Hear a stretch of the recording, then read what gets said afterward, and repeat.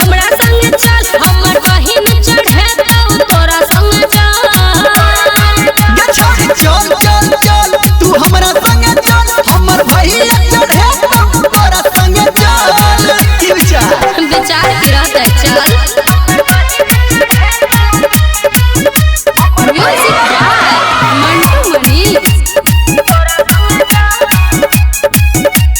हे गे चल बहुत छोरी है ने हमर तू साथ ओके बोले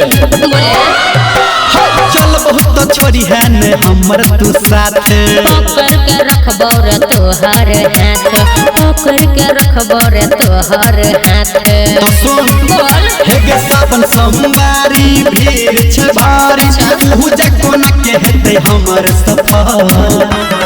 रे छौरा चल चल चल तू हमरा संग चल हमर बहिन चढ़े तो तोरा संग चल अच्छा गे छोरी चल चल चल तू हमरा संग चल हमर भैया चढ़े तो तोरा संग चल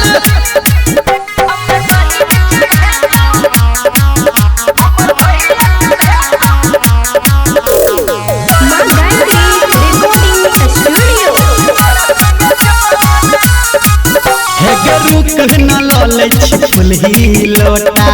जा चढ़ा देले तो लो लेन रे रुक न लले छी फुलही लोटा गेरुआ हा गमछा के मार मुरेठा गेरुआ हा गमछा के मार ले मुरेठा चल चल चल हे गे धोती कुर्ता हम पहिरबै हमारा ने बेसी तू देगे पकल अच्छा रे